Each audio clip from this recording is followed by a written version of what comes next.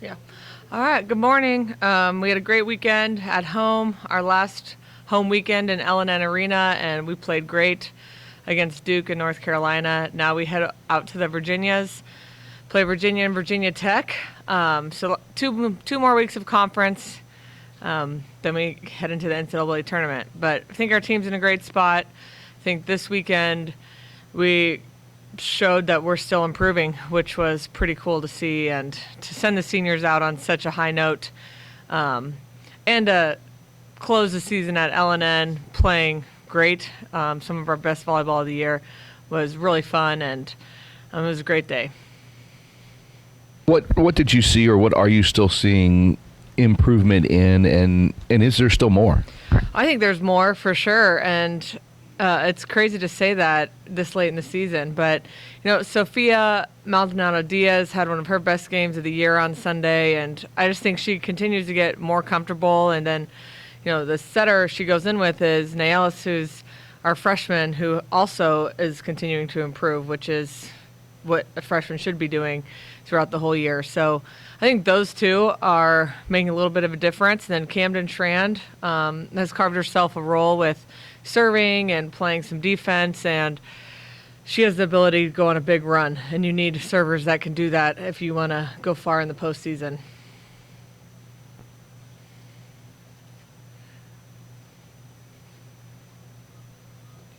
Looking ahead at the schedule, obviously with 2 games each of the last 2 weeks, it would be difficult, but you have to stay focused, because I think everybody looks at that last week and says, oh, wow, look at those 2 matches. And then this week, Virginia Tech. Yeah. How do you kind of keep the blinders on and keep them focused? I think the beauty of this team is that they know that we have more room still. So we're continuing to evolve and do things we haven't done yet. And this is a great opportunity to do that on the road. And Virginia is having maybe their best year in the past 10 years, and we always struggle to play well at Virginia Tech.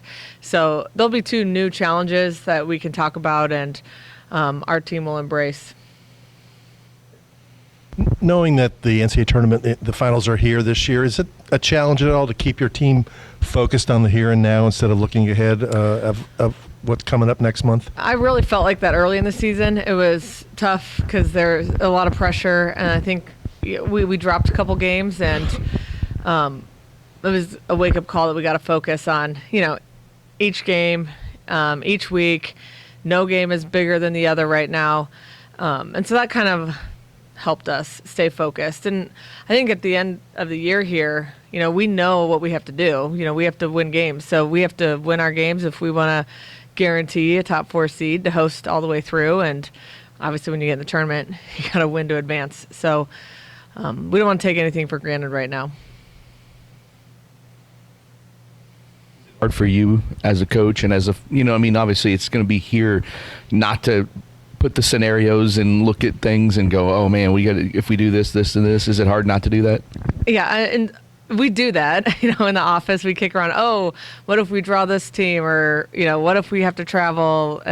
Or, God forbid, what if we have to sit here and watch another team in the Final Four on our home court? So we always talk about that, and I'm sure our players do too, but a lot of time it's just speculation. And when you get in the gym, there's so much to work on and so many different things we can do. It's easy to get focused once we get in the practice court.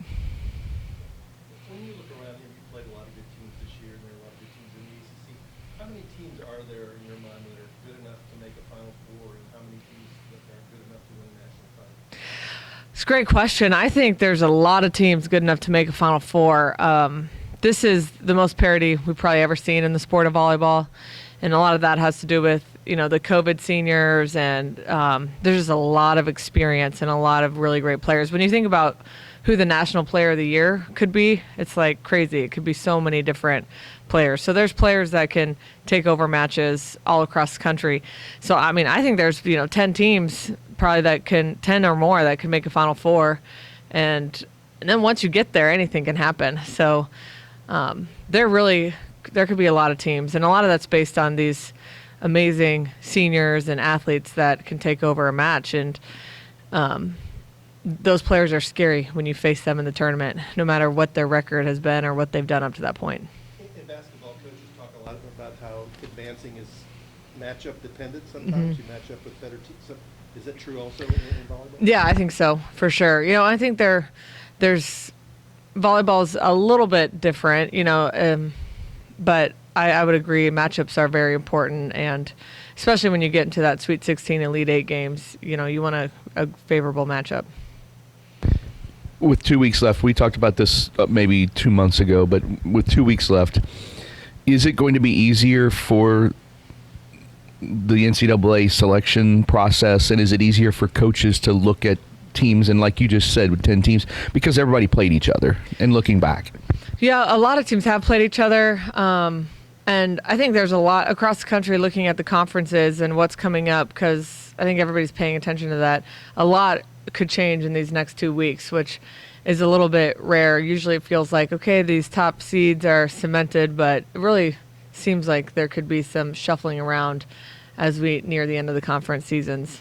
But I think this year there's going to be a lot of head-to-head, which should be a little bit easier for the committee, but I would hate having their job, because there's a lot of great teams and tight teams that you could probably seed, within 3 spots, and they would have great reason.